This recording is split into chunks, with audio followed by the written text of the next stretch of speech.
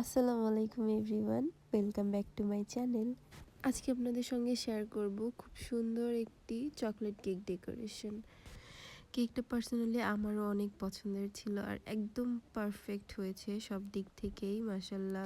But unfortunately কেকের যে shorts ক্লিপটা ছিল সেটা আমার কাছ থেকে ডিলিট হয়ে গিয়েছে। কেকটা ছিল 2 পাউন্ডের একটি চকলেট কেক। তো আমি কেকটাকে বরাবরের মতো বেক করে নিয়ে তারপর এটাকে 4টা স্লাইস করে কেটে নিয়েছি। তারপর প্রতিটা স্লাইসে খুব মজাদার একটি চকলেট ক্রিম দিয়েছি। তারপর দিয়েছি চকলেট গানাশ। সবগুলা স্লাইসে আমি সেমভাবেই কোট করে নিয়েছি। তারপর কেকটাকে ক্রাম কোট করে কিছুক্ষণের জন্য ফ্রিজে রেখেছি। তারপর ফ্রিজ থেকে বের করে পুরা কেকটায় আমি চকলেট ক্রিম দিয়ে নিয়েছি। এরপর নিচের সাইডে ভালো করে ফিনিশিং দিয়ে উপরেও মোটামুটি একটা ফিনিশিং দিয়েছি। যেহেতু কেকের উপরের পার্টটা পুরোটাই গানাশ দিয়ে কোট করা হবে, এই জন্য মোটামুটি একটা ফিনিশিং দিয়ে নিয়েছি। এরপর চকলেট গানাশ দিয়ে আমি কেকের সাইডে ড্রপিং দিয়ে নিচ্ছি। এই ড্রপিংটা না দিতেও মজা লাগে, দেখতেও সুন্দর লাগে। ড্রপিং দেওয়ার পর আমি উপরের পাটে পুরোটাই চকলেট গানাশ দিয়ে নিয়েছি।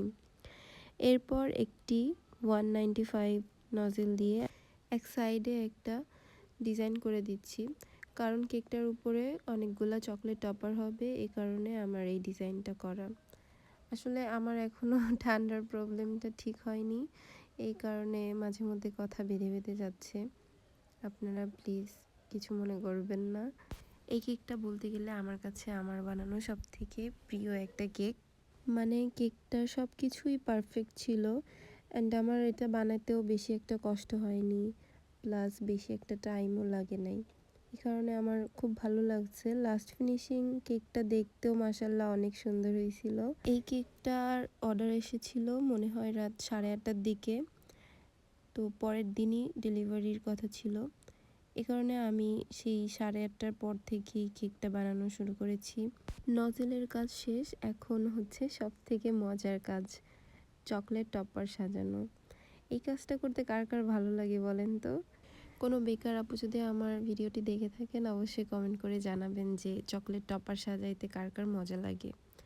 আমার এই কাজটাই মনে হয় কেকের সব থেকে বেশি ভালো লাগে, আর হচ্ছে ড্রপিং, চকলেট যে ড্রপিংটা দিই ওইটা আমার অনেক ভালো লাগে।